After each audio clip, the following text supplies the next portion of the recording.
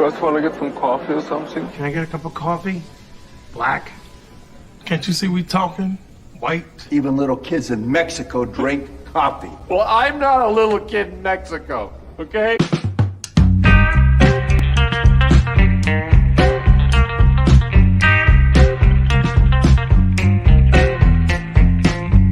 That is the best coffee I've ever tasted. A damn fine cup of coffee. You want a cup of coffee?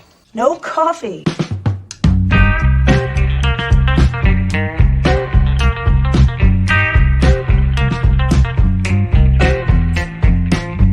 Coffee drinker, huh? Maybe we could grab some coffee? Coffee, coffee, coffee, coffee, coffee, coffee.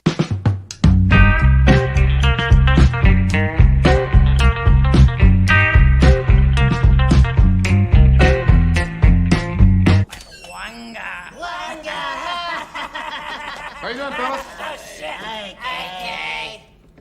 That's not decaf, is it? Viennese cinnamon.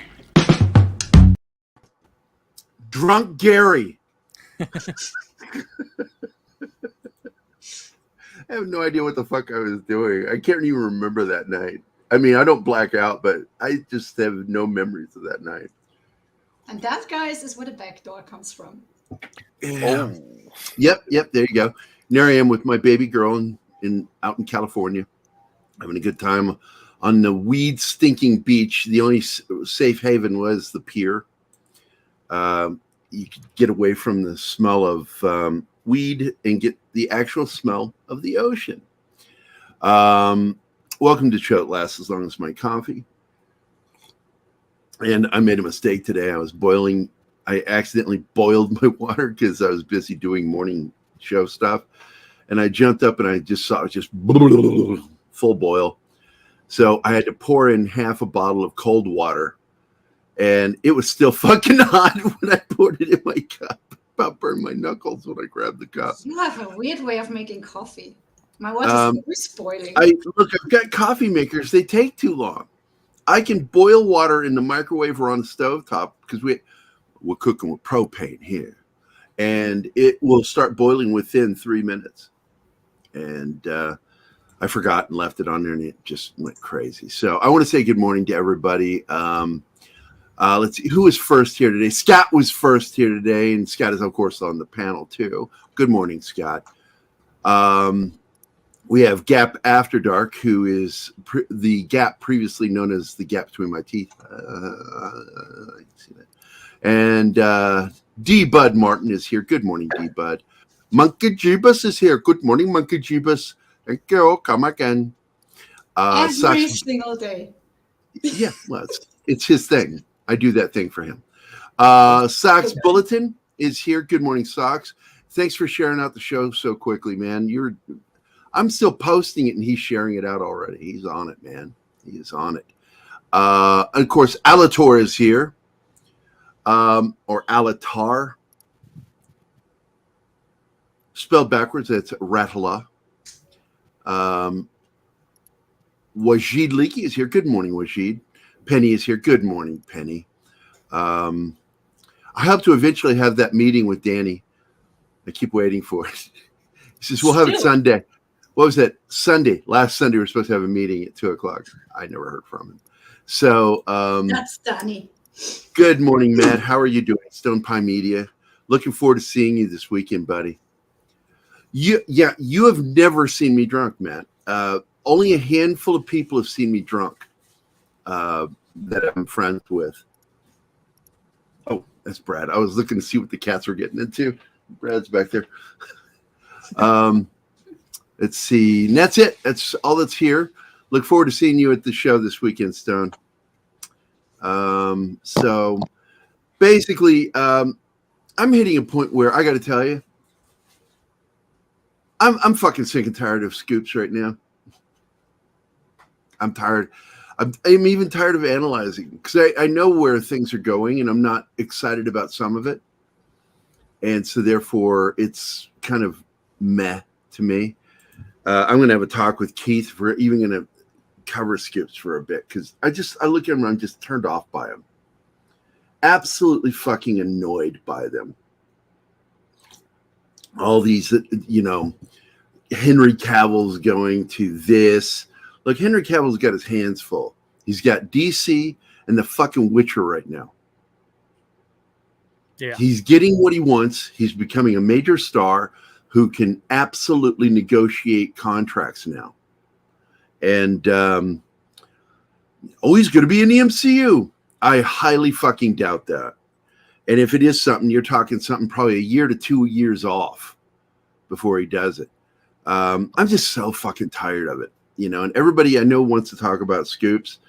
And I think my turn off to some of the scoops too is how they lean the scoops. They lean towards stupid shit.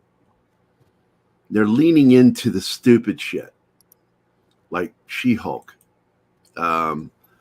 Everybody seems to be leaning into that like it's good. It's not good. Ms. Marvel was good. She-Hulk was fun for like 2 episodes, and then it started going down. I'm turned off by the language, the intentionally divisive language that's used in it, and they try to play it in a mundane way, you know. But it's really divisive, and it's not really She-Hulk. You know, She-Hulk was fun. She-Hulk was about you would have never seen comic book She-Hulk shame her brother or cousin. I'm sorry, ever. Banner. She would have never shamed him, but she does that to him in the show, and then she tries making him look bad. And I just like, come on, man. See, I'm not Joe. I don't mean to sound like Joe Biden, but here's Joe Biden. Come on, man. Come on. I didn't just kind of make it because I don't do comic books, so I knew nothing about it. So I read it back. I read it back in the day, and I remember I'm friends with Joe Jusko, and Joe Jusko did one of my favorite She-Hulk posters where she's working out on Venice Beach, and all the big muscular guys are all stopped staring at her as she's doing one-arm bench presses with a huge amount of weight, and I was like, that's fucking cool. I like that one. They got an homage to that on at the end in the end credits for She-Hulk. I don't think I'm ever gonna fucking watch it. I don't think I'm ever gonna watch it. What's that? You got drunk and did that interview on the morning show. No, that was a regular evening show, and they got us drunk in the green room. They kept feeding us booze, and we were all. I would say we were pretty tipsy. I think the big shocker was when Shane Moore, author. God, I fucking love that guy. He leans over with his hand on the opposite side so the camera he can hear everything. And he goes, "Gerry is a selfish lover." And the host looks up at the audience and goes, "Family show." Should I find that and watch it? It's on YouTube. It's on my YouTube. Huh. I've shown it many a time, and it's fucking goofy. Kurt Yeager, I think he was the only serious one in the group of us. He's the actor from Sons of Anarchy, Dolphin's Tale. He's a stunt actor who lost his leg. He has a prosthetic leg. So you'll see him play like he's been in a lot of the military shows where he plays a veteran who lost their leg. And he and I became buddies, and Shane and he became buddies, and the three of us were drinking buddies, and we would go drinking together. And I got happy drunk one night, and because that's what I am. I'm a happy drunk. I'm not like my dad or my grandfather wanting to fight people and shit like that. I want to just everybody love each other kind of drunk. Cute. And I couldn't even tell. Once I lose my drunk, I lose my ability to read a room. And I didn't realize that Kurt and this fucking guy I kept calling Kenny from South Park because he's wearing one of those flap hats. He was trying to start a fight with Kurt. And they went outside, and I walked outside. It was on somewhere on the main strip there in Hollywood. And I walked out, and Kurt's like on his chair with his arms crossed and his prosthetic leg over top of his real leg. And then I look over at Shane, and he's cop pose, and he's a real big Hulk-like guy, muscular. And both of them look really fucking broody. And then I see Kenny, and when I walk out the door, I just start like laughing, going, Kenny! Having no idea that a fight is about to start. And then Kurt diffuses it by telling a bullshit story of how he lost his leg, that he lost his leg by saving kittens from an old folks home. That a box of kittens got stuck in a fire upstairs. And when he went to jump off with the box of kittens, the balcony, his leg got snagged and ripped off, twisted and ripped off. And I'm sitting there and still unaware what the fuck's going on. And I'm like, that's not how you, and I remember mumbling, that's not how you lost your leg. Because I know how he lost his leg. It was funny. It was funny. I enjoy that night. And every once in a while, I'll see a post from Shane Moore. He says, I miss my drinking buddies. And he'll tag Kurt and me. But Shane Moore is a really cool dude. If you guys don't know him, you should know him. I'm hoping, I have not talked to him in weeks, and I need to find out if he's going to be at the show this weekend. And Keith and I are going to be, Pop Culture Minefield is going to be covering the convention. I am there actually as a guest artist. If you go to the Extremicon website, I'm show that promoted. cute photo they used. Oh, there you go. Morning, Keith. Hey, Keith. Keith. Hello, everybody. Good morning. What do you put in your coffee? Yeah. I don't want to know. That is a talk that I do with friends, and I have done it many a time with Zoe. She would get up in the morning, she's just not in the mood, and I'll go, Braga, Braga, Gaga, Ga. She's like, what the fuck are you saying to me, Dad? Man, that Donald Duck you did last night. Oh, yeah. Cracked me. He didn't believe I could do Donald Duck, so I didn't recorded say it. I didn't believe it, but hearing it. You didn't believe me at all. I can hear it in the tone when people say things. And he's like, I sent you a voice message on Facebook, and I go there expecting some voice message, and all I hear is Donald Duck squeaking. Yeah, I was just like doing great. the classic Donald Duck nonsensical cussing.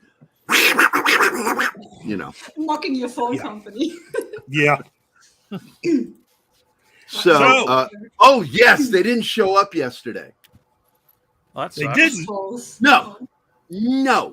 So, They said someone canceled that appointment. Can you believe that? Yeah, I waited in the living room because Lauren and Brad had to run to the doctor, and so I moved over to the living room so I'd be right next to the front door, and I'm watching out the window and everything, and nothing. 5 o'clock hits and I'm on the phone like, where the fuck are you people? I finally get through to someone named Carol, who has an oddly mid-Asian accent, you know, East Asian, not mid, East Asian accent. But her name is Carol. And there was this other guy I talked to from the same place named Todd. And I'm like, stop giving me the fake names. Just give me your real name. I'm okay with it. I really am. I like people of different cultures. But no, they do that fake thing, and they try to have a very fake American accent that's not good at all.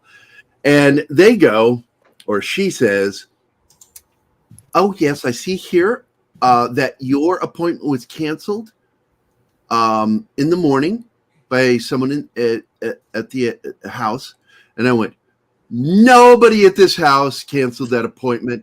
Nobody even wanted to. We've been waiting 2 weeks for this appointment. Nobody canceled it. We've been sitting here waiting for them to show up.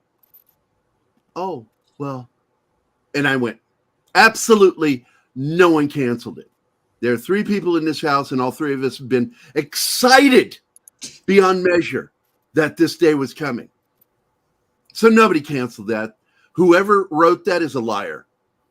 And I'm not happy about this because we've been waiting to get the internet, waiting for this to happen. Then she became very apologetic. I said, this is not, we're not going to take this out on you. Trust me, we're not going to. This is not your fault, but somebody, and I'm going to say it's probably the person that was supposed to come to the house's fault. and they should be disciplined because nobody did that. That is a freaking lie. So they tried to get somebody out yesterday, but nobody was available, and they couldn't get them out today. Well, today, but they have somebody coming tomorrow. Well, you and I are leaving, but thank God Brad's going to be here all day. Mm-hmm. So I'm just so fucking annoyed that it's come to this. It's ridiculous. And I wanted to supervise the person doing it because I know what they're supposed to be doing. And you and I have to leave. So this pisses me off. I don't know what's going to happen. You know, I just fucking hate these guys. And what I feel is going to happen, we're going to get a contractor, not an actual technician for CenturyLink. It's going to be somebody else that's being sent out by contract. And those guys are fucking assholes 90% of the time. Mm-hmm. So, yeah. And Lauren got home and she started getting mad. And I kind of covered the phone and went, let's not take it out on this girl. It's not her fault. It's not her fault. She's trying to work with us. So we got it taken care of to that point, but I'm pissed. And what time are we leaving tomorrow, man? And where are we going? Well, we're going to head to the happy city of St. Robert, Missouri. Roberts? Yeah, St. Robert, Missouri. And we're going to go to a happy event they're holding just for us called Extremicon. Yeah, just for you and me. And I'm going to let people know, Keith does an amazing promo for this show. Our video is so amazing that we made for them. The Extremicon, remember that video? Yeah. Mm-hmm. Remember what I said? St. Robert? Wait a minute. That's where Fort Leonard Wood is, a.k.a. Fort Lost in the Woods. Oh, gosh. Yeah. I went to basic training there. I remember while I was in training there, I said these exact words to my buddy Holland. I looked at him as the storm rolled in. Craziest, most horrifying storm I've ever seen. It looked like Close Encounters, Spielberg clouds coming in. I'd never seen storms like that. And these were the words that I said. I will never live in this fucking state. I ate crow. I'm going to die in this fucking state. You think the so? State of misery. But we will be at St. Robert at Extremicon with our buddy Gary Rogers, Stephanie Beatty. Stephanie is hopefully going to be in the chat. And of course, our buddy Matt, Stone Pie Media, will be there. Good morning, Chris. Good morning, War Monkey. Welcome to the show that will last as long as my coffee. I'm trying to drink it slow. I'm really wanting that caffeine. Yes, I lived in Lebanon. When I lived in Lebanon, Missouri, I was afraid to date once I divorced my wife because that's a small town. And I think everybody's related. It's like cousins, like inbreeding. I'm not saying they inbreed in Lebanon, Missouri. I'm just saying it feels like they inbreed there because it's so fucking small. Is that a segue to our actual topic today? No, it's Inbreeding. not. No. Yeah. Yeah. No, I'm not going to use it. No. Speaking of inbreeding, House of Dragons. Wow. Oh, yeah. Right? And just like the thumbnail says, I'm really tired of all the albino fucking. God, the thumbnail is so good again. I love it. I am so sick of it. I am so sick. Oh, yeah. I don't know if everybody saw the thumbnail. I'll go ahead. I love your thumbnails. I'm just saying what a lot of people think. That's all I'm doing. I'm always willing to say what other people are thinking. And hi, Pat. What are you doing? Okay, Cat. I'm sorry. He's like hanging out behind me. Yeah.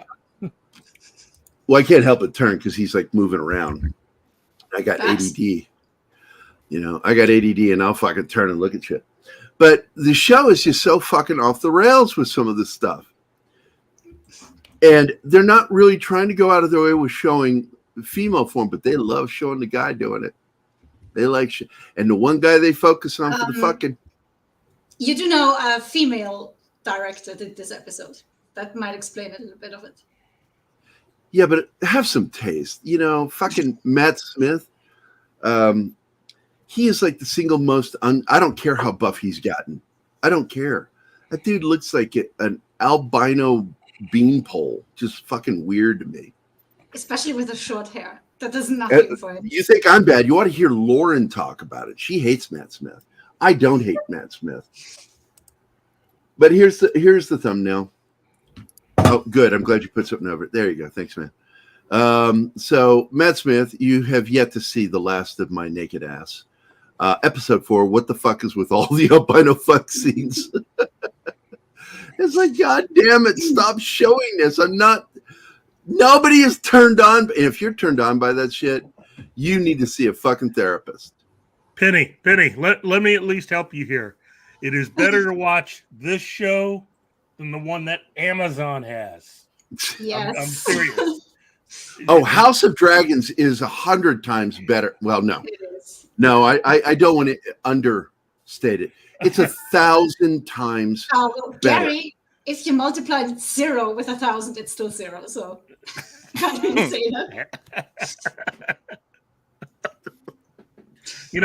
In terms of story, in terms of directing, in terms of writing, and most definitely in terms of acting, they have accomplished more in 3 episodes.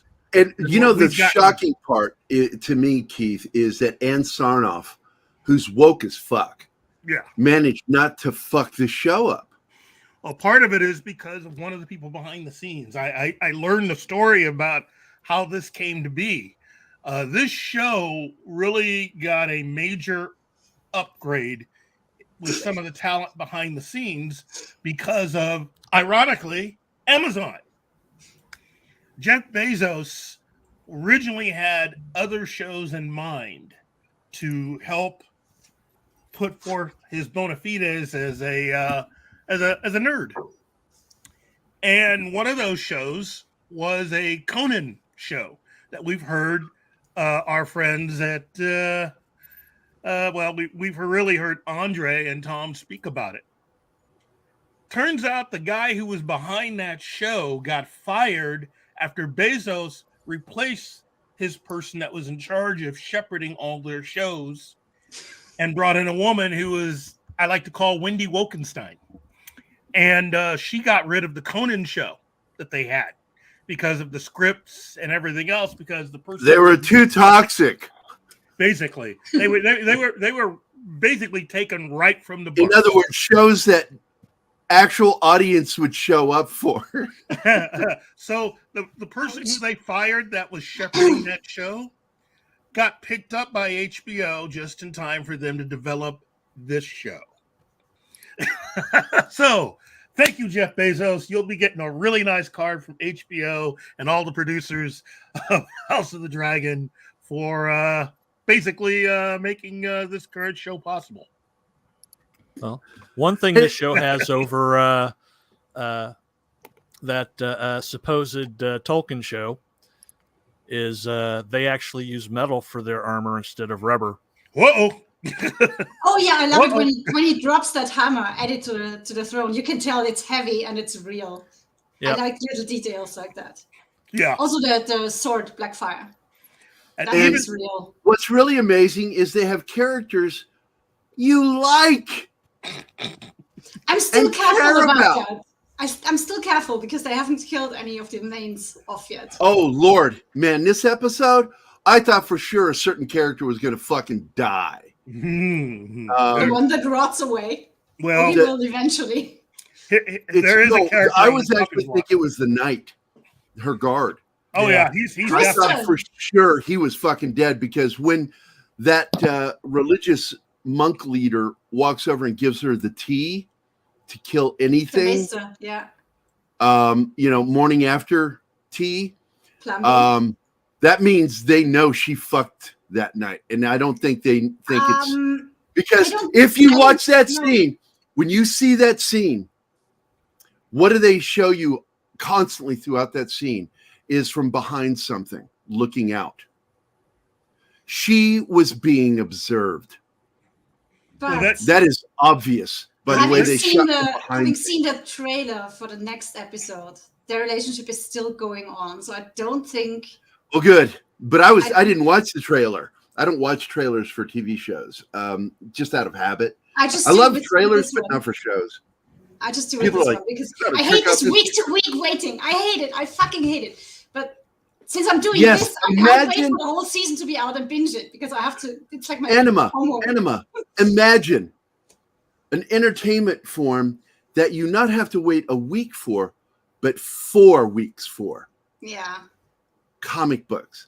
Why did I walk away from comic books? I got sick of that shit.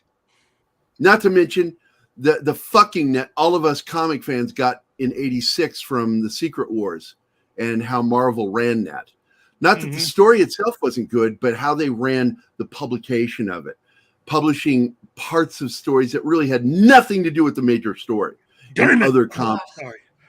Damn it! You know, damn it! You know, they're taking. Yeah, fuck them. And I am absolutely in fuck Marvel mode right now. I am so pissed at what they're doing with everything. I am not going to watch the new. I don't care. Mikey seems to like some of this stuff, and I don't get it because he thinks a lot. Because he is very simpatico with you and me on a lot of things. All of a sudden, man, he's like pro some of the dumbest shit, like She-Hulk. Like, I'm not going to fucking watch substandard writing. Fuck you. I'm not wasting my time on it. Look, my thing is, if it really flicks your bean, go for it. You know, Do you know what you just fucking said? I was gonna let that slide right under. No, I will not let that slide. No. Everybody knows what flick your bean means. It's what girls do when they're all alone and got nothing better to do. Wow.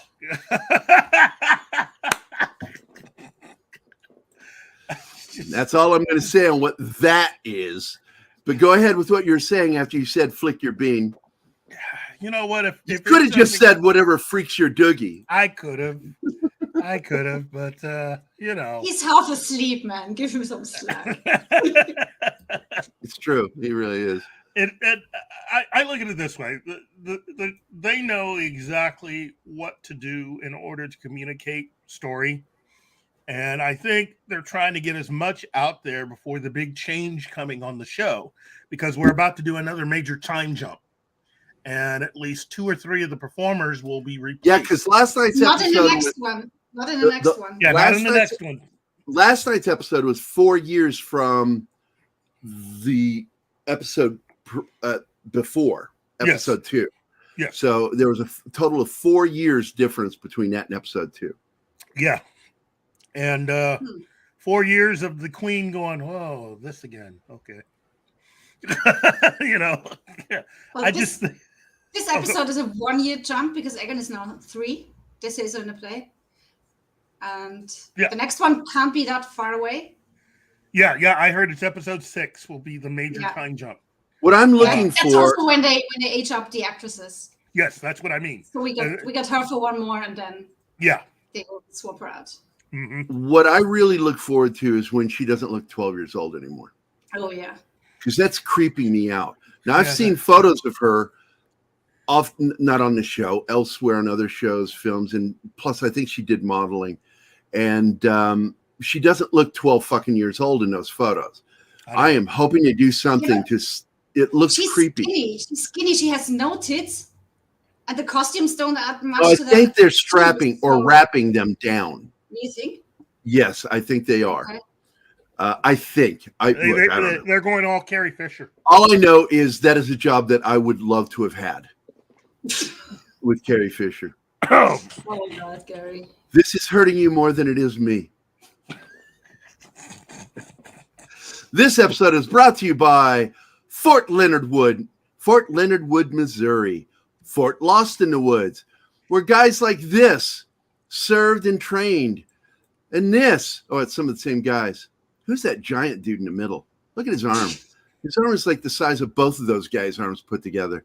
And this picture, who's that guy with the red arrow? Oh my God, Bravo 410, Fort Leonard Wood, where they learn to tell you that your girlfriend is cheating on you in order to break you down.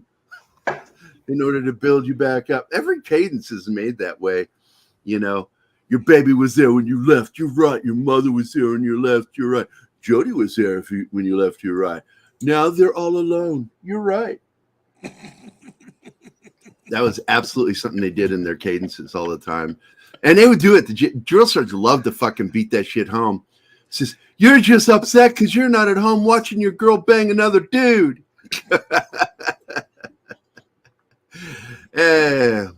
So that explains a lot. This is the episode where she sees her uncle for the first time in quite a while. And he shows up and he's forever brooding because Matt's good at brooding.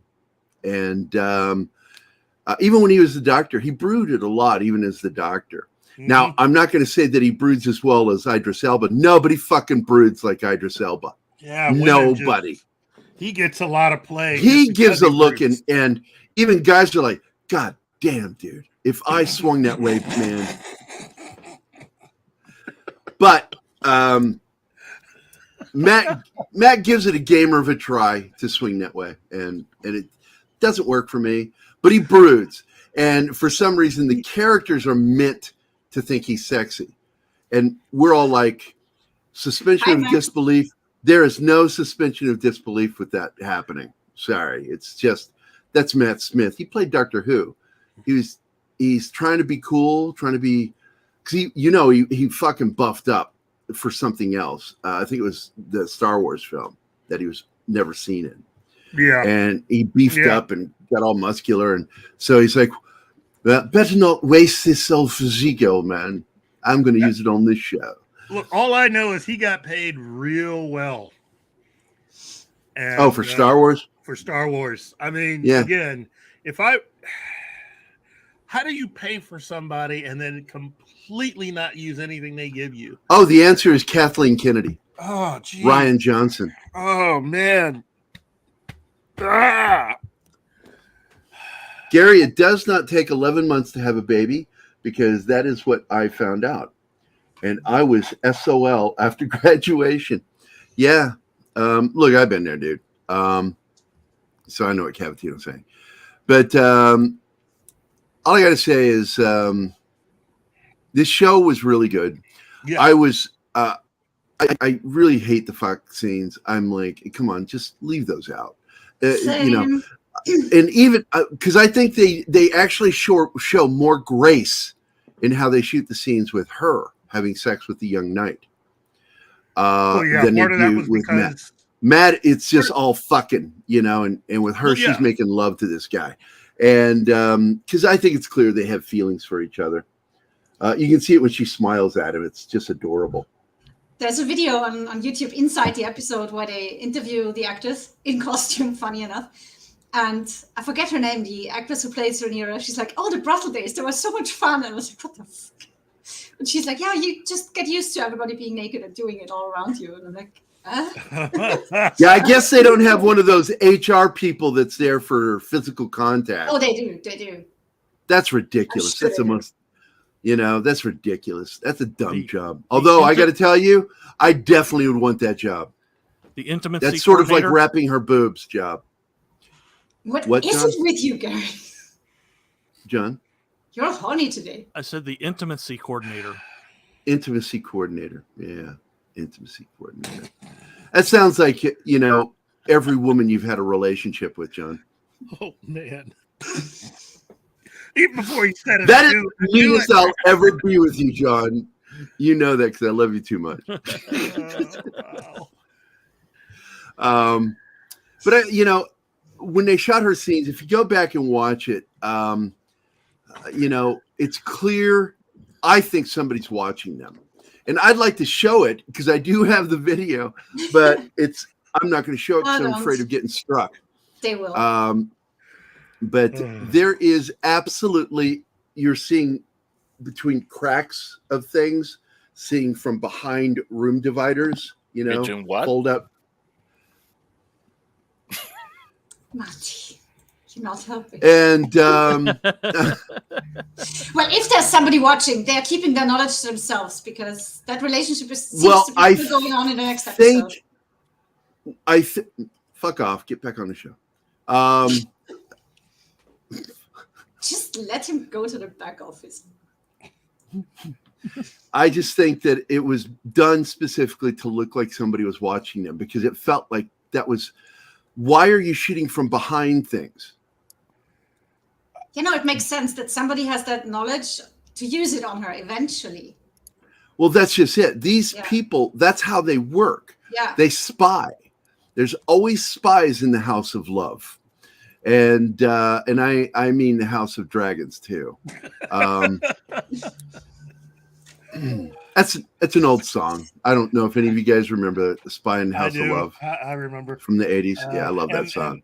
And also the crack joke. Cavatino. Cavatino. Yeah, wait, let me see it. Crack joke.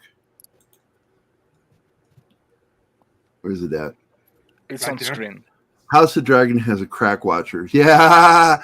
By the way, I haven't said good morning to some of our friends that jumped in. Of course, our good friend War Monkey, the second of the three favorite monkeys that come and watch our show. Chris Moonlight is not able to watch today because he's busy as shit doing effects stuff. Tin Man, good morning to you, my friend. Good to see you.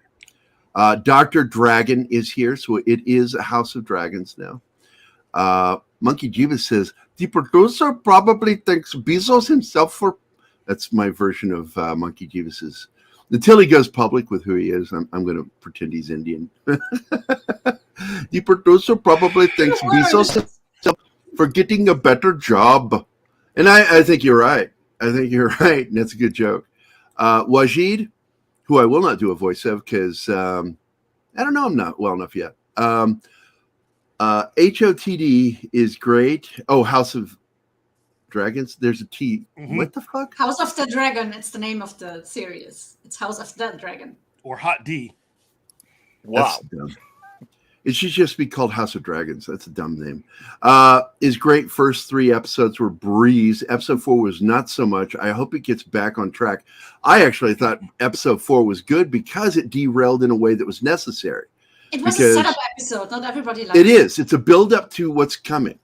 And we needed that to happen. So not every episode is going to be like that perfect thing. As a writer, I like this episode because it's building to something. It's giving you new information. On top of that, we got to see Angry Dad. Oh, yeah. We got to see the king acting like a fucking king instead of a hand-wringing character. He's fucking pissed.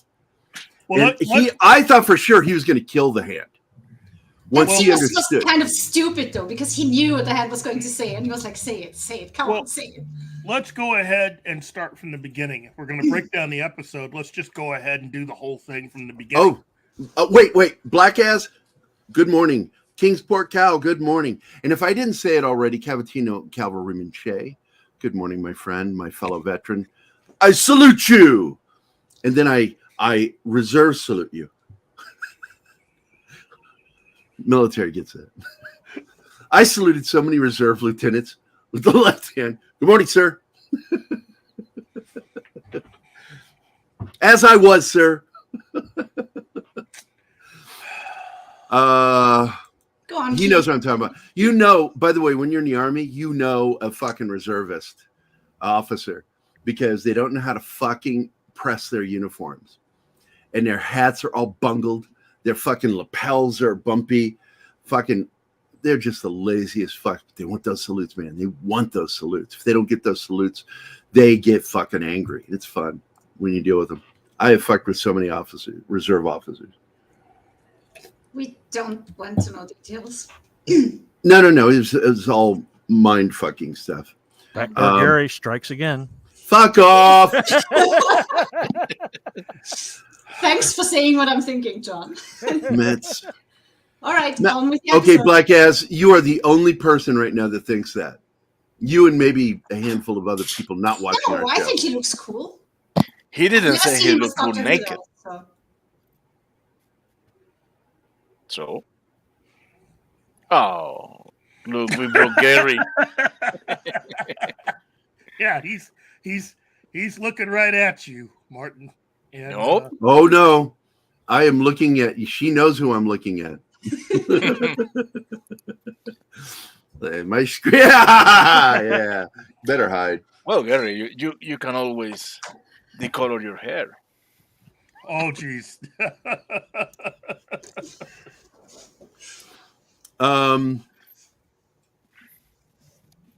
The reigns of power. Everybody looks like weird. I don't think any character looks good. I've seen all the character photos, and I'm like, they look really fucking stupid the way they cast. Terrible casting in that fucking show. And they're trying to say, yes, it is connected to the Lord of the Rings that Peter Jackson made, that these are prequels. And I'm like, no. You cannot be an ugly elf and then become beautiful. We're not talking about that. We agreed that we're not talking about that show. I'm not saying the name of the show, but he just brought it up, and so I'm commenting on it. Just ignore it then. The King of Snickers, Real Wade Nation. Good morning, buddy. Oh yeah, we're not going there. I've said enough. I still want to know where they spent the. Okay, stop talking about it. Yeah, I'm going to stop reading now. I'm closing the chat down for me. I'm just going to fucking get fucking derailed.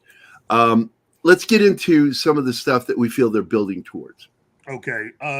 First, well, let me just set it up.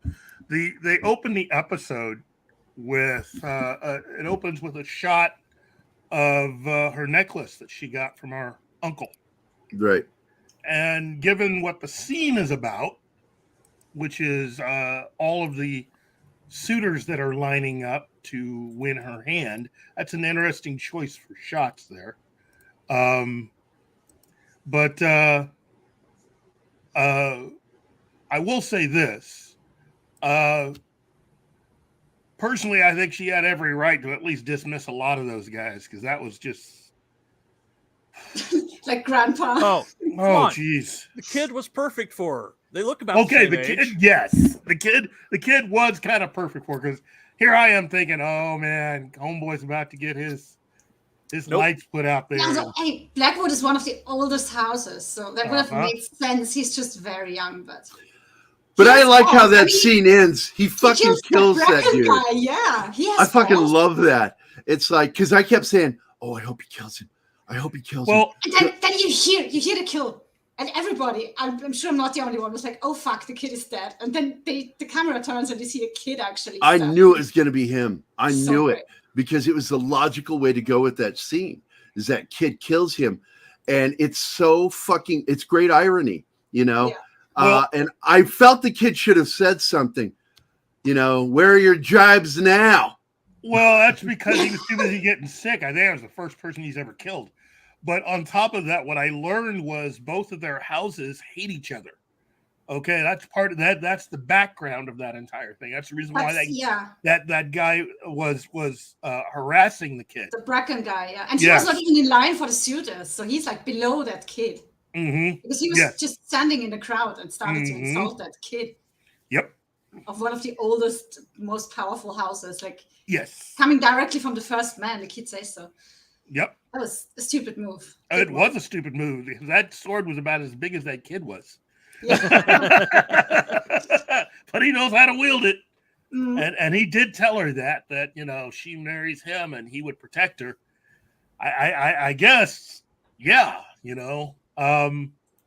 but it also showed, really, I think it goes a long way with really proving what she had said about not wanting to be married. I mean, she did it out of an obligation to her dad to be there, but she's not interested in any of these guys. She wanted to get back home, and on her way back, she finds out that her Uncle Damon is back. Yeah, the dragon says hi. Oh, knocking the ship over. I like that. It's a good scene. It's a good scene because he's making an interest. Yeah, the dragon is weird though. It's so long and thin. I like the other dragons better. Still, it's great CGI. So, I hear there are some women that like their dragons like that. I don't know, but not you, Keith. What happened with those guys?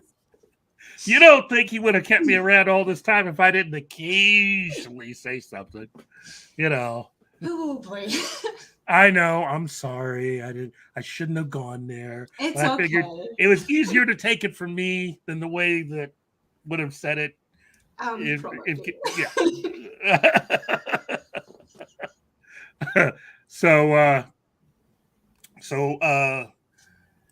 So she heads back. She gets there in time enough, and she gets there.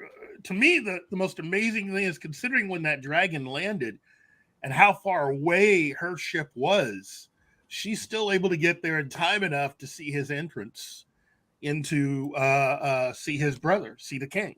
Yeah, she walks right behind him. I thought that was interesting.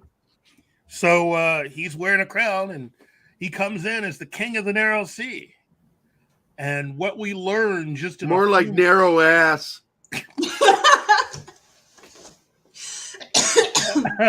So he comes in and he bends the knee, you know, after throwing down the weapon of the hammer of the crab. Yes, the crab feeder. So to the throne. He bends the knee, which allows the king and really his brother to make up. But he's not after that. Oh no, he's mocking his brother, and he doesn't pick it up. You think he's mocking his brother? Well, he didn't come back to get back to his brother. He wants to get back at him. I think it's some of that. I think look, not about making peace. He's playing his games all the time. Yeah, of course. But again, as I've said since the beginning, my thought about Damon is that, you know what? He is an a-hole. Yeah. He admits it. He doesn't hide from it. And he never lies to his brother, really. He doesn't lie, no. He's up front. But the difference in his mind is, when you and I have a particular relationship, he doesn't hate his brother at all. He just doesn't like the people that his brother has around him. And he doesn't like the fact that it seems like his brother seems to favor what they have to say over what he has to say. He really does believe in family first.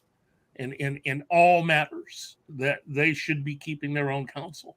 And it seems like everyone else is able to do that except really the king. Well, Matt sure likes to keep it in the family, that's for sure. Oh, jeez. Well, I did like the fact that as soon as they he starts kissing her, there's a turn with his character where he realizes, and it really felt like he was making a moral decision, and he backed away from her. No, that was not. You think it was something else? She took control, and that made him impotent. He can't have that. Yeah, that's why he fell off, because she took control. Yeah, he immediately was like, "No." Interesting. I didn't get that because it looked like he kept rejecting. She tried 4 times to restart it. I think personally, he really does have feelings for her. Oh yeah. But that he realizes that that this particular road that he's taking her down, I mean, it's bad enough that he snuck her out of the castle and showed her all those things and taking her to the brothel. And I think in his mind, it really just popped in that to do this. It just popped in, huh? He needed her to see that play. I think that was maybe his main motivation of sneaking her out, so she could see that play. Well, it also, that's the first time she realizes what people are thinking and talking about her. But that goes and she along. Just misses it, and he's like, "Hey, those are the people you're going to rule. It matters what they think." Yes, and she needed that lecture. I think she needed to learn that lesson. Well, I think he needed to show her certain things because she does kind of live a sheltered life. And I felt that, I think that he was trying to, in his own way, prepare her for what's next. That a lot of tough decisions are going to have to be made over there in the very near future, probably, and that she's going to have to be ready for whatever way things go. And I think in Daemon's mind, he's helping to prepare her to live once the circumstances have changed. Because from their point of view, everybody, you don't know what's about to happen. You don't know what's around the corner. I think there is the understanding that the king isn't going to really be around forever. And that I think Daemon wanted to prepare his niece for what is probably going to be the future. She can't be how she is now. She cannot afford to be how she is right now. She will only end up like her father if she continues to believe that, in a real sense, that she has all the choices in the world. She has choice, but there are consequences for those choices because of who you are and what you were born to. That's also what Viserys tells her in that scene with the dagger, the prophecy. Yes. Also, this is how big your responsibility is. It's like bigger than the throne. I also have a thought and a theory that I think Daemon knows about the prophecy. I think that's the other reason why, because he could be an out-of-control a-hole if he really wanted to be. I think there's a certain measure of control in how he does things, especially when it's something connected to his family. Because realistically, he could do whatever, he really could do whatever he wanted to do. He could bring a lot of problem and pain to his brother and his family, and he doesn't. He only seems to really be a problem and a pain for all those outside of his family. And he really doesn't care about anybody else outside of his own family. Seriously. From his point of view, nobody likes him. And guess what? The feeling's mutual. Yeah. So I think for him, it is about staying around, sticking around, and seeing what's about to happen. Unfortunately, because of the way his relationship is with his brother, there are times that he feels himself getting so emotional about it, so upset about it, that he knows he can't afford to be around. So he'll go back home to his wife. He'll brood there for a little while. That's not where he goes. Well, he'll go to the brothel. Yeah. But if he gets really mad, he can always go back home to the wife. He hates her. I know he hates her. But he could spend some time there and then come back. I mean, that's really his reason for a lot of the behavior that he has. And I think the reason why nowadays that may not be much of an option is that I think he senses that his brother doesn't have as much time left. But there's a lot of moving pieces. There are a lot of people around his brother that are playing the game. I mean, as we've known from the last series, it's called playing the game. And so I think Daemon senses that now would be a good time for him to hang around. And in order to really make sure you play the game well, you got to find as many allies as possible when you play the game. So, well, he doesn't succeed though, because he gets banned at the end of the episode again. True. But I mean, but at least the hand got demoted. But that's the thing. That was a cool move of Rhaenyra. Yeah, to tell her that you do what you have to do as a king, and then I'll do what I have to do as a princess. That was like, man, she got empowered in that episode. Yes. Well, it's also a step forward. Daemon did her a great favor in showing her that she has power too. That's right. That was the great thing. Not that sulky teenage girl power, but real power. Yeah, and I think that's also part of why her relationship with her former best friend, now queen, is going the way that it is. She's realizing that she actually does have some power. She has the opportunity of making a choice for herself that the queen never got an opportunity to make. Yeah. I also believe that one of the things that's hinted at, I heard in the books, is that the Maesters may also have their own thing and have had their own thing going on for quite a while. Oh, for sure. I never trusted them. That they may have actually... Not in Game of Thrones and not now. The Maesters are... Well, aren't the Maesters trying to bring her out the prophecy of the dragon in the first place? I think they may, because I think they. Well, you notice that when he heated up that blade and told her that, he inferred that saying the word prince isn't necessarily male or female. From my blood come the prince that was promised, and his will be the song of ice and fire. Yeah. So that is worded, the prince is not male necessarily. Yeah. Yeah. And so I wanted to show these images because there is something going on here. I think they are inferring that there is a different kind of love between those two characters, the queen and her, that they miss. Then, of course, we got this great photo here. It looks like a grown man. She looks so young. She looks like a 12-year-old. Yeah. She also looks like a 12-year-old Planet of the Apes girl. She looks like she's part monkey. But this scene really was interesting. The embrace at the end, the forgiveness, or when he forgives him, not at the end, but at the end of that moment in the court, because like when they're in court, they're at the throne. He gives up his sword, and we're reminded of the previous episode when he did that, right? Yeah. Well, I think that was pretend. I think the thing that people need to understand about the character of Viserys is I think Viserys really is the only good person there at King's Landing.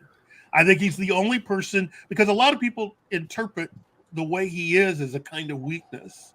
I think he's someone that is trying to continue the legacy of peace at any cost. Yeah, he's just trying to do the right thing all the time. Yes, but he finds himself surrounded by people that are too busy playing the game. He's not seeing it, though. Well, no, he sees it. At the end of the episode, when he fires Otto, or he lets him go, I'm going to say, I thought for sure he was going to get fucking killed. Because he lied to the king. He manipulated the king, and the king knows it now. Yeah. Well, I mean, and I think what that scene shows is that Viserys actually knows a lot more than what he says. He in that scene, he finally let Otto see and get an understanding of what he sees. He knows everybody thinks he's weak. He knows everyone thinks he doesn't know what's going on, but in fact, he does. Also, he knows that Otto is a tricky bastard, because he tells the story of how he became the Hand. And that's a weird one, because how did the other Hand die so suddenly?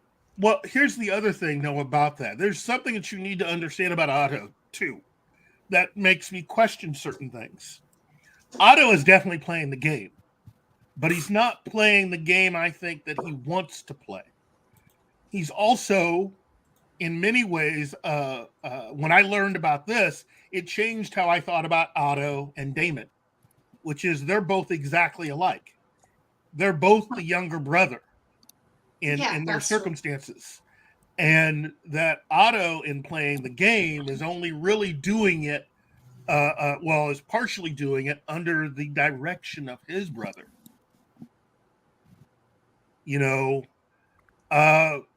Otto senses and sees what's going on himself, but because of what his brother and family are doing, and really their stated goal, I think Otto's ultimate goal, is really as Hand. I think he found what he had been missing in his life, and that being the Hand was really what he thought he was born to be. And he really wanted to protect the king.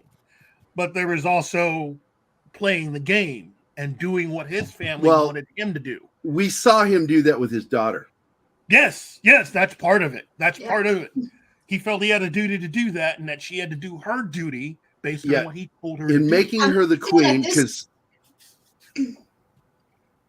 Go ahead. Sorry. Okay, at this point, he's still pained by the fact that none of the children she pops out will be there, because that's still Rhaenyra. Well, see, that's what bugs him. Yeah. And that's why he set up the daughter to be the queen. He wanted that. He wanted his seed to become part of the bloodline. But then he pushed his own daughter to try to convince him. That is where he stepped over the line. Oh, God, sucks. Yeah, because when he used her to tell him to make their child heir to the throne. Mm-hmm. That was where he betrayed the king. Really, I don't see him sending his daughter as betrayal. Wanting his daughter to be queen, that's just part of the game. That's okay. That's not betrayal. Betraying the king is telling the king to renege on his agreement about his daughter and make the boy the true heir, the first heir. Well, that's betrayal. But he did explain that, I think, in the opening episode, which is, look, he even says she might even be a great queen, but that the people won't accept her. You know, that's what we see in that play. Yeah, the people want a male heir. Yeah, it's always been like that. Yes, and so Damon showing her exactly that play hammers home what Otto was saying in episode 1. You know, it is. I think he really does. I think he really does try to keep the king and the kingdom well in mind. I think he really wants to protect it. He wants to do the right thing. But then there's the responsibilities of playing the game. And I think that's really what happened to him, was a casualty of the cost of playing the game. You know, it cost him his relationship. And it cost him, I think, the one job that I think he thought he was born to have. To do, yeah. So now he's a man without his true purpose. Nothing to lose. Yeah, that kind of makes him dangerous. But this puts him outside the court. So I don't know. The only thing I see him doing is going over to the other camp. Maybe. Taking intelligence with him. Maybe. But he risks his own daughter and his grandchild. That's the thing. I think he'll see this as an opportunity to try to get back in. I think that's his only play, because I think now that his grandson is there, possibly in line, he's going to want to be as close as possible to protect him. You know, I think he's going to try to find a way back in. And that means that I don't think he'll operate against the crown. I think he's going to try to find ways to support it from the outside initially. Yeah, going against would be stupid. Yeah, because he'd be going against his own grandson and his daughter. Yeah, his own blood. Yeah.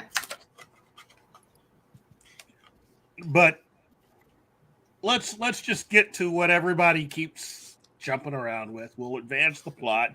I mean, we realize that the king and his daughter are on the outs, and that takes us to the scene with Damon and his niece outside of the tree, which I've heard pointed to. They've taken many a scene in front of that tree, and some have thought that with this being a prequel, that we could in fact be seeing someone, that the tree plays a part in the story that you're watching, and that in many ways maybe the Three-Eyed Raven is actually looking through this, that ultimately, since this is a limited series, that we're watching part of the memory from that tree through the Three-Eyed Raven. That's an interesting point. Yeah. Definitely a possibility. So Uncle Damon's night out. Wow. Boy, he ain't Uncle Buck. I'll tell you that. Wow. Yeah. Look, Rhaenyra has a lot of ideas. You know, she wants to do some things, and not all of those things are really something that she can do in the position that she's in. Which, as I recall, was cowgirl. Oh God.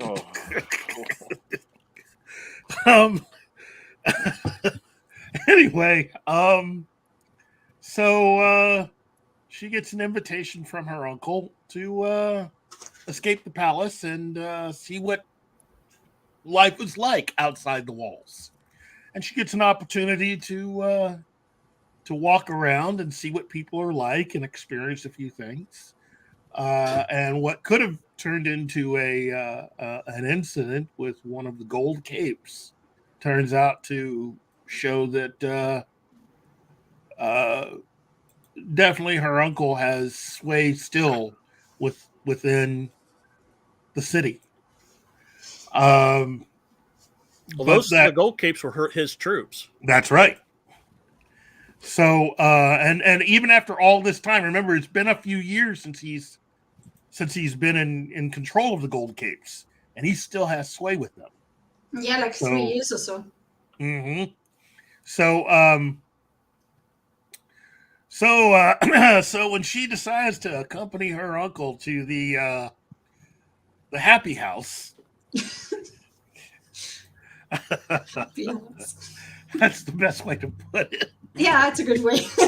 The happy house. I guess most of them there were happy. I think everybody was happy. The house of the ladies with the negotiable virtue. That's another way of putting it. But I'd rather like shorten that to the happy house. Oh, good morning, Bill Barkley. How you doing, man? So they go, and obviously the princess has never really seen anything like that. And based on the way her father would later react, I'm pretty sure, given her age, I'm pretty sure there's nothing wrong with actually walking through there, seeing what people are doing. I mean, it's no, she's like 18 by now. Yeah. But hey, take a look. Kyle is here. Good morning, Zax. Keith nailed it about the tree. There you go. I just wanted you to see that someone agreed with you wholeheartedly. Good morning, Fletcher Williams. How are you? Good. Oh, Boob House. I like that one. Good one. The House of Boobs. Now, there's a job I'd like to have. That one and condom tester. You know what? I hate to be the guy that would have to clean all that up. That may be the happy house. There is definitely a job. It'll be like Kmart. Clean up on aisle 5. Clean up on aisle 5. Yeah, it was a job like Kmart at Walmart. I cannot take it. Sorry, Anima. Good morning. Cam's here. Crash Courses. Hold on. I want to read this. And check. Keith is dead on. Yeah, see, I'm telling you, she needs to learn some hard lessons. Maester Hightower conspiracy is a long-held theory. Get rid of dragons and magic and usher in science. Science! She blinded me with science! Get rid of dragons? What the heck? No. Yeah, because the Maesters don't have any real power. I mean, when you think about it, for everything that they're able to do, here's the other thing. They also hate the Targaryens. The Maesters all hate the Targaryens. So they want to get rid of the Targaryens. They want to get rid of the dragons. They want to get rid of magic. And they think that if they can do that, everything would be better because then you'd have science balanced out, I think, because I think the Maesters also have kind of like a wink, nudge, wedge agreement with the religious head there. So they think that everything will be hokey-dory once they get rid of the Targaryens, the dragons, and magic. Bill Barkley's in there being snarky in the chat right now. I might not stay because I don't want latest Lower Decks spoiled for me. I haven't watched it yet. I'll be very angry if someone spoils that for me. And of course he is joking. I know he's joking. And all I got to say to that, buddy, is it's not Star Trek. It's not even Rick and Morty.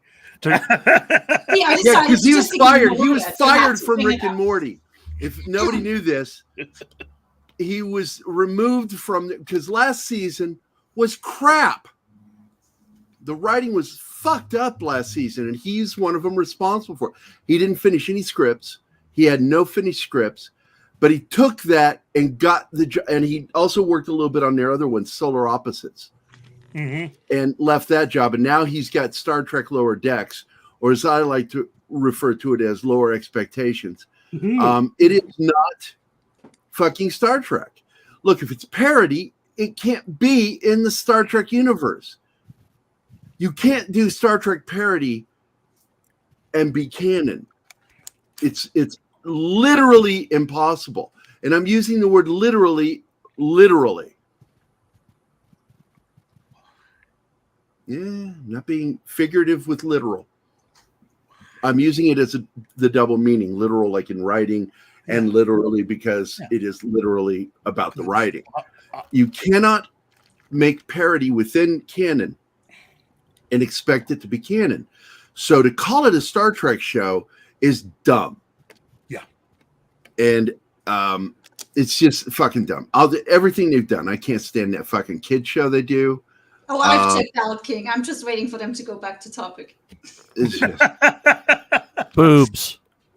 There we go. Anyway, yeah, she hates Star Trek. She doesn't know anything about Star Trek. That's why she won on that fucking salty thing. They were shitting on me, by the way, over on salty nerds.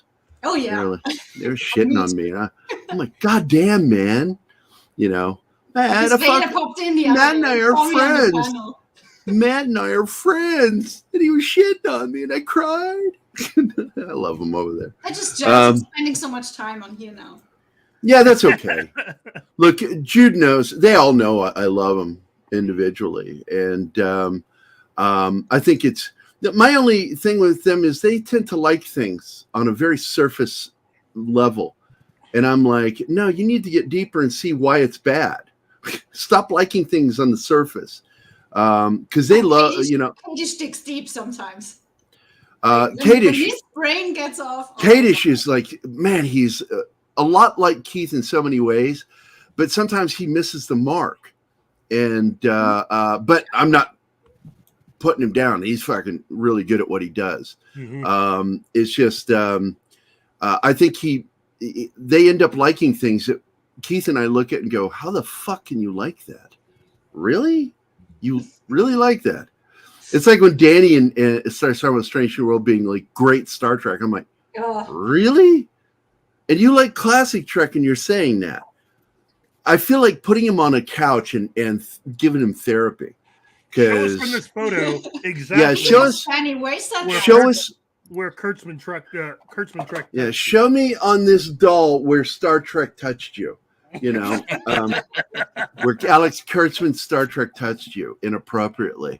It's almost like I feel like it's almost like, what is it called when you get held hostage and you Stockholm syndrome. Stockholm syndrome.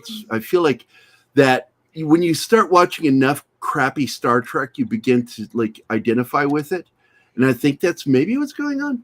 But I don't know. I love their breakdowns, especially Kadish's breakdowns are really spot on, and I fucking love those guys. Jude is absolutely my favorite person over there. I think she's awesome. She's the snarkiest, funniest, smartest one of all of them. And I'll fight him over that. I will say, tell me she's not smarter than you, Kadish. Go ahead. Ooh, don't go she's there. With you. Go ahead, say that. I want to hear you say that, and she needs to hear you say it because he won't. He knows I'm right. I think Tom fell asleep. What's that? I think a lot of people fell asleep on this back to House of the Dragon. But getting back to that. So oh shit, they're here. Porn bots. Yep, I blocked them. Yay.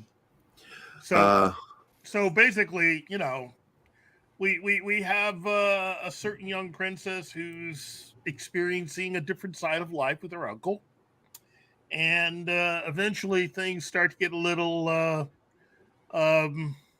heated. I wouldn't pick heated. Touchy feely. No. Touchy. No, I don't want to go down that road again. I mean, that's technically with the road they went down, but I mean, things start to get more than just pleasant between the two of them. Yeah, that's I'll go with that.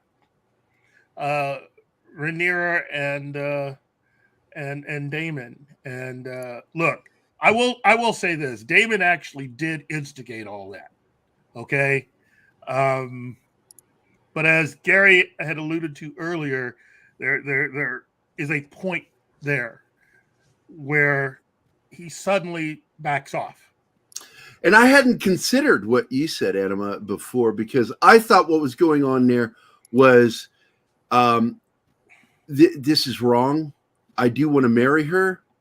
And I think he really does. When he said what he said and why he didn't deny fucking her was because he wants her to be his queen. Yes. Also, he likes fucking with his brother, so. Well, yeah, but I mean, but not at the. I don't think at the risk of being killed on the spot, because that was really what was hovering in the air. Was he was really? I think he was close to killing him. Yeah, but I don't think he would have gone through with it. I think he was lying in the sense that they hadn't done anything to cross that line, but I think he mixed it with what his own feelings were. And I think that's where that answer came out of it. I don't think he was trying to lie to his brother. I think he was actually admitting something. And it's something that I think his brother knows on some level. You know? I think ultimately Damon really, again, as I said before, in his own way, he's trying to really keep his family together. He would like his brother's approval. He doesn't need it. It doesn't stop him from doing what he does. He would like Rhaenyra to be his queen. You know? I don't know. I don't think he can even see where that could go, although he realized he could have manipulated her into being his lover. But I think there's a falseness to that, because being where they were, and I think that's part of the reason.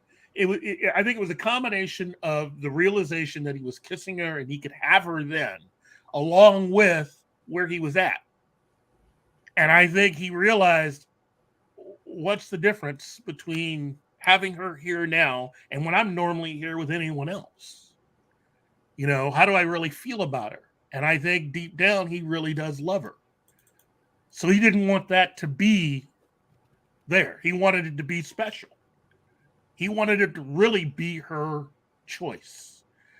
And I think he also realized in everything that had happened that night, that it was a lot of manipulation, grooming her into that particular moment. And that he realized that was just the wrong way to go. So, yeah. Good spins on it. I do want to address this comment right here. Look, man, there's silly shit and then there's beef shit. I would refer to Lower Decks as chicken shit. Like, really just not, it's kind of shit, but you're like, okay, so I got some on me. Whereas Halo is like a really bad pork and beef shit. Where you're like, it just smells bad and just you don't want to be near it. So there you go. That's the difference between them. Chad likes to torture us. Anima, this is your man. This is your man right here. This is you did it to yourself. No. I'm just saying. This is he is who he is, and it's cool. You know, he is a force of nature. Here we are talking like he's not here right now, but he is a force of nature. Like a really powerful fart. Gotcha. Oh, God. Leave it to you to take me giving you a compliment, and you just. No, nobody can shit on me better than I can. I wouldn't even shit on you. No, I'm just saying the chat's been shitting on me for a little bit here, and I don't mind. It really doesn't bother me. I enjoy it. It's like Six is one of the few people when she will say something, I go, ow. Oh. And then I go, ha ha ha. Ow. Six is malicious. Yeah. But we've been friends long enough to where she really knows how to fucking stick a beak in me. You know, take thy beak from out my breast. From Shakespeare. But anyway, Gerry and Keith, Lower Decks, as bad as Halo. Yes, it's fucking awful. Six is like that paper cut between your fingers. Oh. Yeah, but I like having her around. So not. She's more like, I don't know what to refer to that as, because she can say some really scathing shit to me. And I'm just like, God damn. She will absolutely disrespect my art. She'll disrespect my being a soldier. All the time. And I get like, fuck.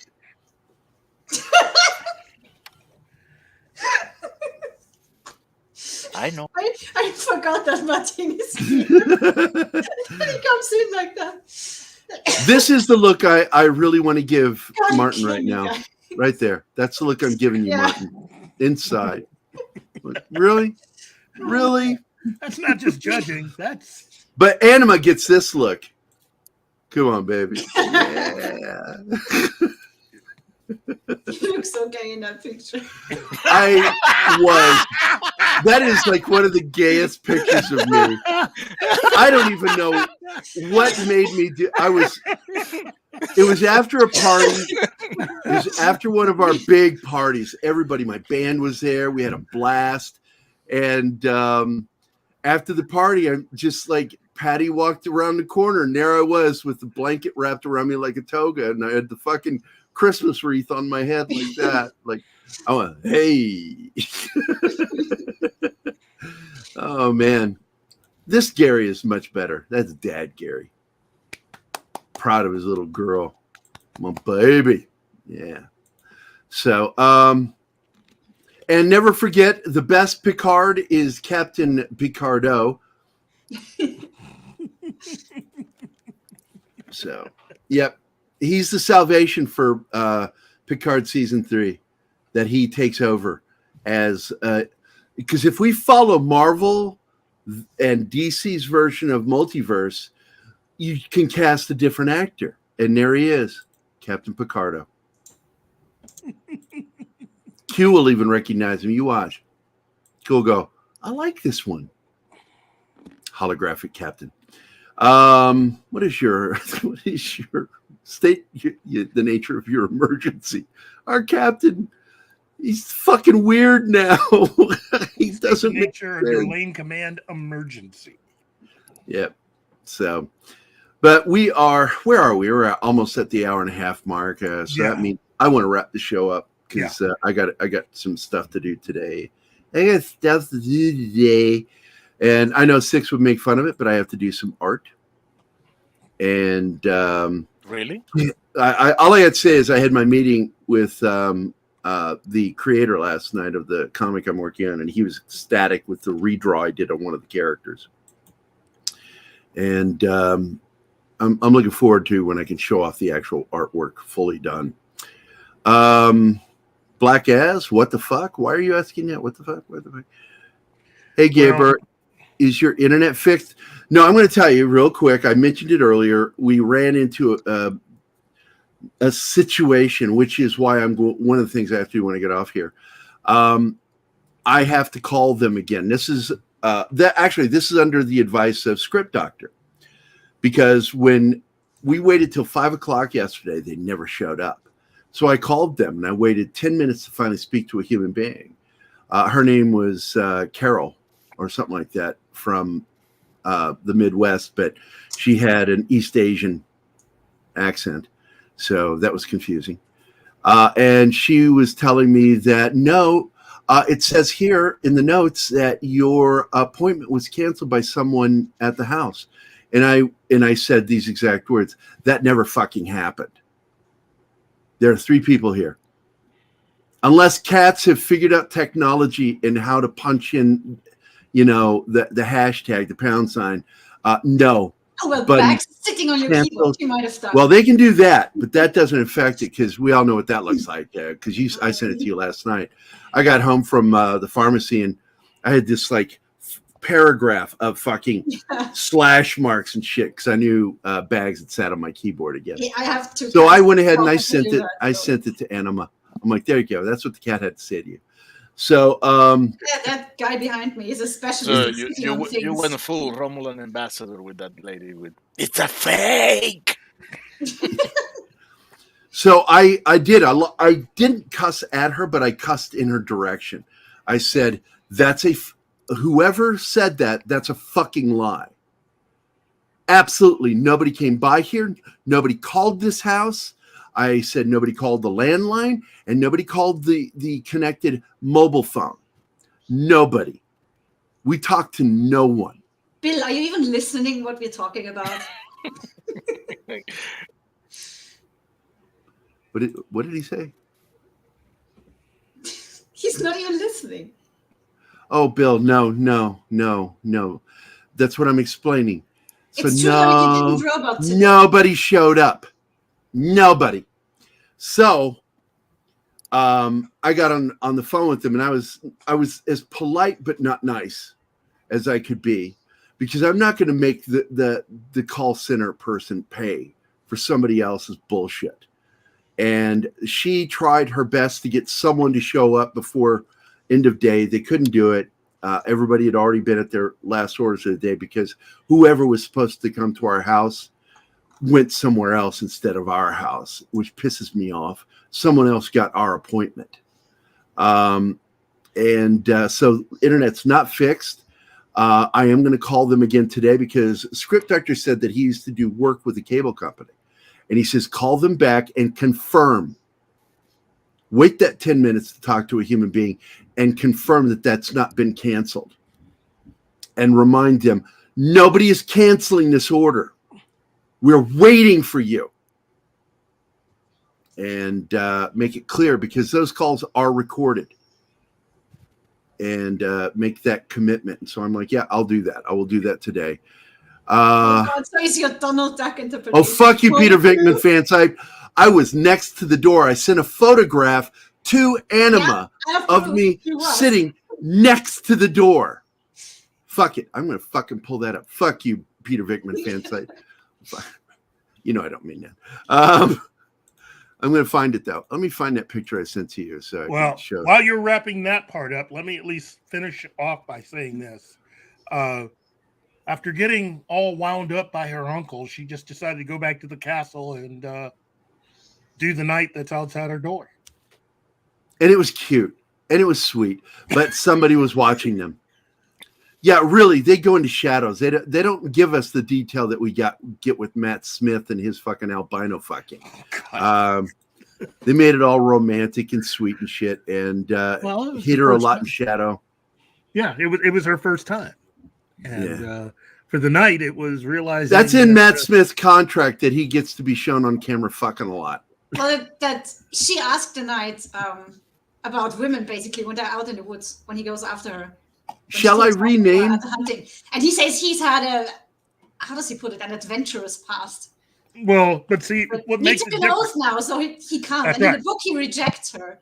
But in the series, they, I guess, had to rewrite that. Yeah. Well, he also knows that basically, he's risking death because he could be put to death for what he did. And he realizes that. Sometimes it's hard to turn down the princess because you're supposed to do what she says. But in this particular instance, he could be put to death for doing what she says. But they've been around each other for like a couple of years now, and there are feelings between them. Oh yeah. It doesn't make sense that they go through with it. Sort of. He's just a man, after all. Look, and she's pulling all the registers. So I think in that particular instance, when you combine the power and the job that he has with the power that she has, especially the power she has, there was really he had no choice.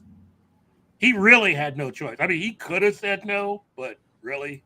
It's so awkward when he comes to the next stage. There you go, Peter Venkman fan site. That is me by the door. That was like, yeah. When he comes to get to the king, that was like, oh my god, the poor guy. I don't want to be him. Yeah, he's shaking at his. And there they go again. She's like, oh hi, and he's like, the king wants to see you, and she's like, oh fuck, Judy. What the? More bots? Oh, they're going. I got rid of them. Good morning, Joe's Atmosphere. Joe, how are you doing, buddy? I just think I'd invite you on, but we're actually going to end the show here. Yeah, well, we're basically at the end, so we know how it's going on because she's going to marry what's his name? Leno? Valerian? She has to. Yeah. Corlys is marrying his daughter off to Bravos, and that is such a strong alliance. Bravos is the mightiest of the 3 cities, So the king has to react in that way, and Rhaenyra knows it too.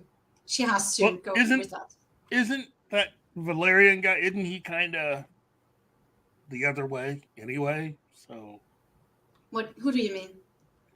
The one she set up to marry? Laenor, of course, Yeah. son. Oh, wonder what I was thinking. Hold on. Son of the Sea Snake and the Dragon Rider too. So that's a pretty powerful bond there. Yeah, that is powerful. Wow. And it would have made sense back when Corlys offered his daughter to Viserys and he rejected her. Oh shit. So that is still something that they need to mend, and that's by this marriage. So that's what we're going to see next. Yeah. It looks like either I or one of us accidentally blocked Peter Venkman, so I need to go in there and fix that. Again? That's the second time. It's when the porn bots. Here's what happens: the chat goes up. The chat starts moving upward, and you're clicking to try to block these sex bots, and inevitably somebody else gets ganked by it. And I think that's what happened with her. That's her for the second time. Peter Venkman. There, I just clicked unhide. Did that work? Lucky. Did that work? My new bank card got lost in the post when they were sending it to me twice back in Austria. And now it was time for my Croatian bank card to get renewed. And guess what? It got lost in the post for the third time. I mean, that Peter happening Venkman, once is bad, but I'm attracting it. Peter Venkman, please send a message in the chat. Yeah, tell us if you're back. Does she live? Maybe because I unhid her, so I'm hoping that worked. Good. Okay, there we go.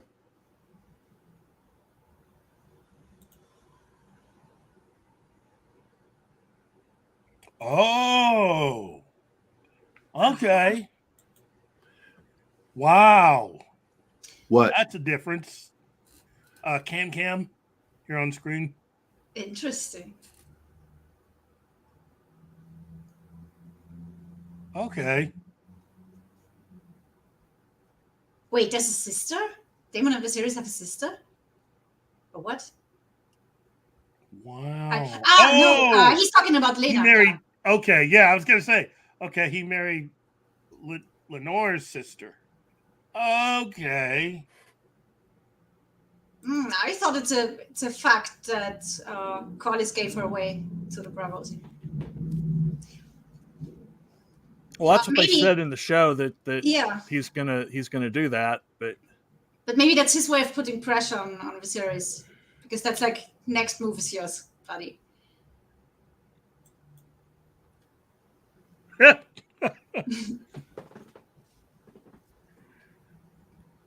No, I was kind of bitching about it before Keith got here that I'm so frustrated with the directions they're going with bots. With all the fucking scoops that I'm getting tired of them. I'm just getting tired of them.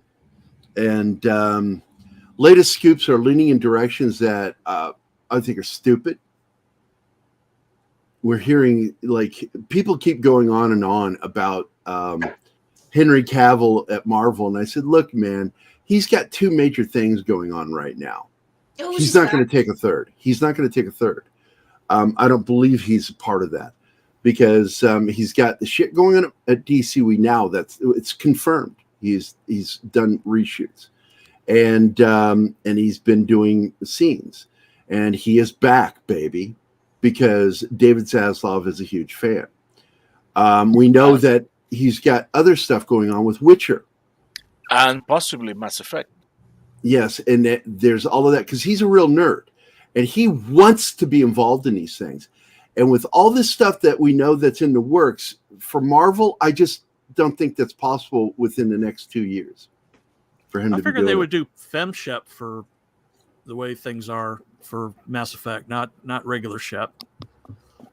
Well, he was the one with the script. That's true. I think.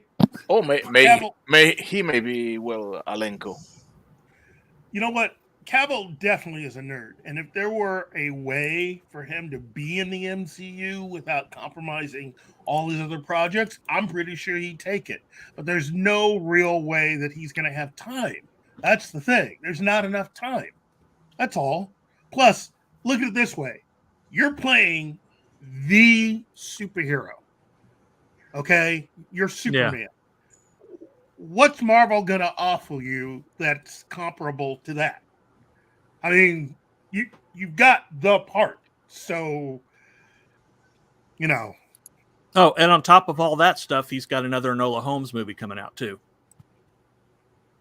Which actually looks good. He's gonna be a central character in it. More in it. But I'm over here right now in Geekosity Mag, and not one of these fucking stories until we get to Black Adam interests me. I guess I'm sort of interested in the Ray Fisher one. So let me share the screen. This is why I get turned off by scoops. Well, I like who they cast as Lex Luthor for Titans. Yeah, but Titans is a crap show. Yeah. They get Titus Oliver. He's fucking awesome. But it's a crap show. This doesn't interest me. I don't care about She-Hulk. Titans cast Lex Luthor with Titus Oliver. I fucking love this guy. Not going to watch it. HBO Max adds Avatar for Ray Fisher Cyborg. That might be interesting to me. 1. Top Gun Maverick star joins new Captain America movie. Not interested. I am. No, it's done. They're doing this in order to try to sway us back, but it's the same fucking assholes doing this shit. Director calls Flash's Ezra Miller one of the greatest actors. I don't care. Ironheart could open doors for Dr. Doom. Don't care. Captain America, New World Order. Don't fucking care. I don't care. This one's interesting to me right here. Only fucking story I'm really engaged with. All of this shit. She-Hulk, fucking Captain America, Titans, She-Hulk, just crap. And it makes me fucking not want to talk about scoops. Mm-hmm. And I ain't fucking kidding. I'm not exaggerating. I just look at that and it's just garbage. Like, I want scoops that fucking have meat behind it, not stuff about crap I don't want to watch. Well, and they're trying to make these shows watchable. She-Hulk, they're trying to make it watchable because they took a huge fucking dive, plus the minute-by-minute checks showed a nosedive the minute she went feminist. People tuned out. That's not men. That's everybody tuned out.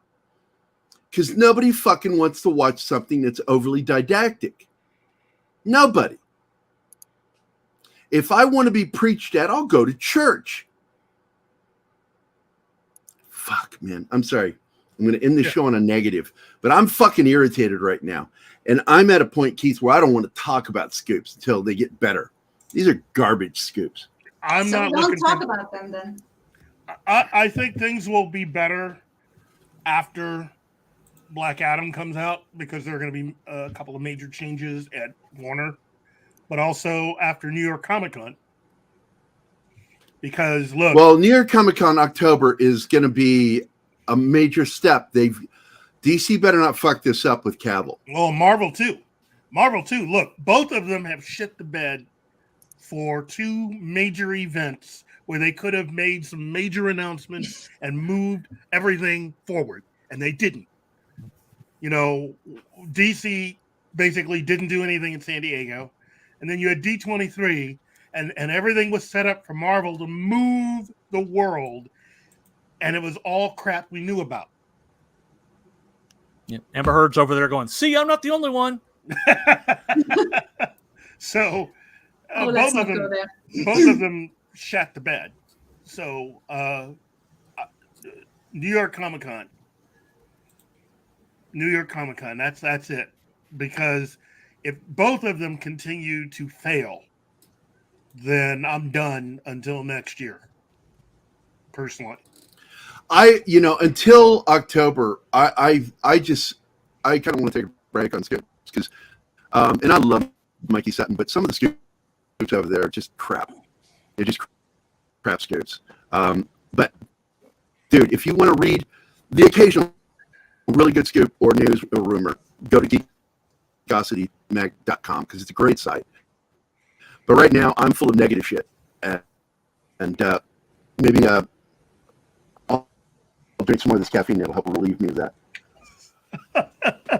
Well, look, we have a lot of things coming up over the course of this next year that we're looking forward to. For me, now that we have some really cool television shows, like season 2 of Reacher, which they're now starting to drop some hints about. Yeah, what was it? They called it. What was the title? Season 2 is Reacher Round. He goes to prison again. It's Jack Reacher Round. All right, I'm going to start saying thank you now. Gap After Dark, thanks for being here, man. D. Bud Martin, as always. Monkey Jeebus, Sox Bulletins, Alatar, Penny, Dork Knight's mom, Wajid Leakey, War Monkey, Stone Pie Media, Christopher Moonlight Productions, Tin Man, Dr. Dragon, Black Az, Cavatino Calvaryman Che, Magitech Mags. I was hoping she'd be on the show today, but she was busy modding for Pops, I think. She was modding for Pops today. Well, Kingsport Cal. Kingsport Cal. Real Wade Nation. Hex Allen Comics. It's good to see all you guys. The Peter Venkman fan site. I'm sorry you got blocked temporarily, but I spotted it this time and fixed it. Zach's, our good friend Kyle, was here. Bill Barkley from Scotland. Fletcher Williams. Cam's Crash Courses. Zacharot 315. James Ritter. Joe's Atmosphere. Joe is a fellow comic book artist, and I really dig him, man. I like doing shows with him. Really cool dude. Knows his shit, man. Were you on with him? Yeah, you were on with him the other night, weren't you? Yeah. He's a lot of fun to talk to. Which show was that? Look, I've been on there with 32 Flavors of Nick Weiser's Toxic Tuesday, and I think he was also on with us with 70s, talking about the Andromeda strain. Okay, yeah. Smart guy. I mean, you almost don't even need me with him around, so. He's in our age. He's in our age. No, we always need, man. We need black, man. I always bet on black. So I want to thank everybody for being here. Great show. I hope you guys have, you too, Gap. I hope you guys have a beautiful day. And by the way, when you see me go negative, I'm just irritated over the state of things. I get really irritated. I'm pissed at Disney Plus. I watched Werewolf by Night. It was a garbage trailer, and the way it ended was the funniest thing. When it faded from black to white, Disney Plus at the end. I'm like, they're really selling it, man. And they tried to make it look like a classic horror film, monster horror film.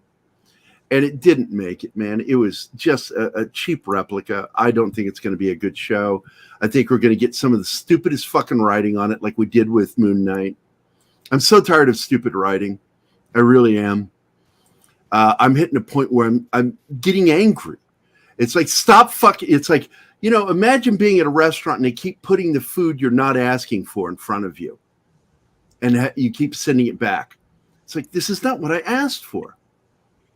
So, anyway. Oh, hey, Pornbot. I'm going to block it and not Peter Venkman fan site. Oh, somebody beat me to it, so fuck you. Now I got to see it on my screen. Somebody beat me. It's probably Martin. Nope. It wasn't me this time. Oh, well, Peter Venkman fan site. Now, Peter Venkman has a fucking wrench. Mm-hmm. So I won't fucking block her again. At least hoping. Hey, Anima, since you're a redhead, gloriously, and Gerry gets irritated by time to time, the next round you should learn and recite to him the lullaby that Black Widow tells Hulk. so he calms down a little. Oh yes, yes. The sun's getting Sun's low, getting big low, guy. big guy. Whatever. Yes, it's true, Bill. The more aggravated I get or angry, more sex bots show up. That's an interesting super ability you have there. Also, the Yes, I want to thank. wrap this up. I want to thank John, Scott, Martine for always being the right side of my brain on this show. Although there are moments where my left and right brain don't communicate correctly, and that's where we get him doing stuff like this, where I do that, and then he clicks another one, and I go, no, I want that one, and then nothing gets selected, and then we go back to that. Yeah, that's what happens between us. I love it when you start fighting over my placement on the panel. No, yeah, that one's funny too. But I want to thank Anima for being here. Guys. Anima, thank you for being on the show, and thank you for being the love of my life. Aww. And to Keith for being my partner in crime for these past few years, and being you are on a very small group of people that I refer to as best friends. And he's so significant. I told Anima about this. You know it's true when I'm fucking talking about it. He's not around. But there's a handful of people, and next week, Saturday, is going to be a day where Keith gets to meet all my childhood friends, all three of them. The besties. I'm so excited for that show. Yeah, Victor Armstrong will be here again, along with Jim Woodward and Michael Beatty. It'll be a great day for you guys in the chat to ask embarrassing questions about me. Is it true that Gerry once wanked in the middle of Jim? But and it's funny because, like, in our private discussion, both Vic and Michael thought they introduced me to Jim, and I'm like, no, I met Jim in 5th grade before both you motherfuckers. Jim was my first BFF, and then I met Vic in elementary school, and going into middle school. It's actually between 6th grade and 7th grade that we became friends. And then Mike Beatty I met in 8th grade. He was in 7th, I was in 8th. And that is actually how it went. And I told him, you guys don't fucking have good memory at all. How are you going to do this fucking show? I shook my head at them. I am embarrassed to be friends with you. I'm going to snip this and show it to him. So at the 1 hour 47 minute mark, I'm going to go snip it and send it to him. But Gerry, somebody made that joke the other day. Yeah, sticking the dick through the hole. Oh, you never done it. I've never done that. They cross the streams. All right. I guess the best thing to do here is, once again, we're going to be in St. Robert this weekend. Keith and I will head there tomorrow. We got to pick up our banner thing tomorrow. Did Jeff say anything to you about that? I haven't gotten confirmation as to. Well, he did tell me it should be ready by the time I get over there to pick it up. Here, let me open it up. Show everybody. File, open. Pop culture minefield folder.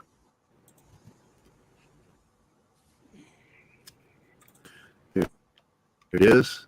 This is our banner for tomorrow. Hey, Dead Man Walking.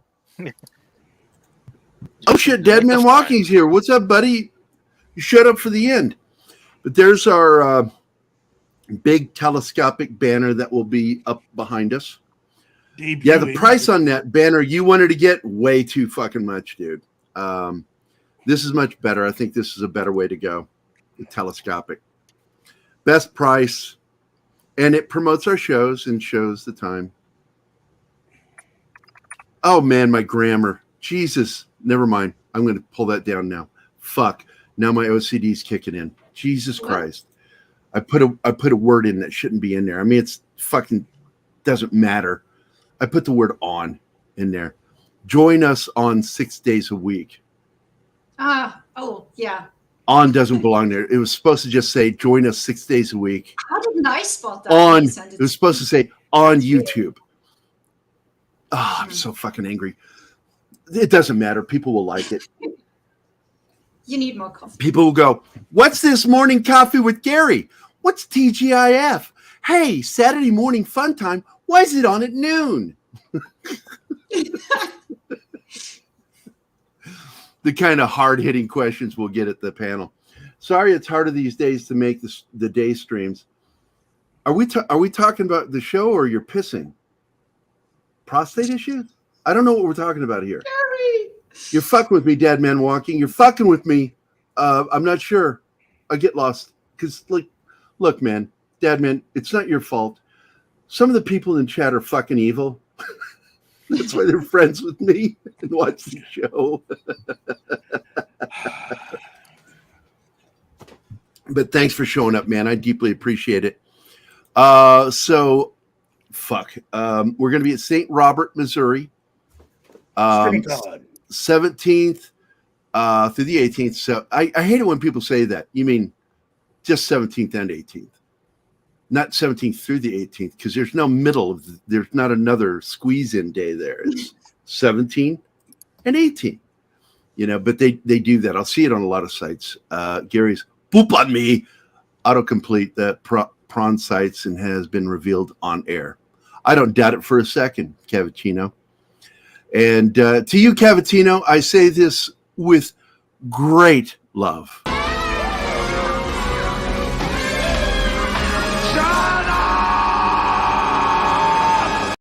I also say that to Bill Barkley, Kingsport Cal. That's the first Arnold we get today. After almost 2 hours. I'm impressed. Yeah, I know. You held that back today. Fascinating. And but we need to end the show. And but before we go, once again, we will be at Extremicon this weekend. That is in St. Robert, Missouri.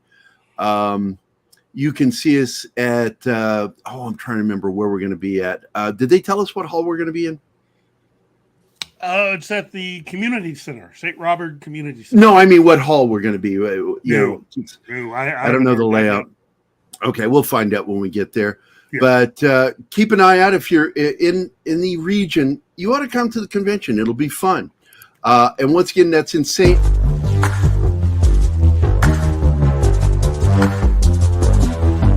God damn you, Martin.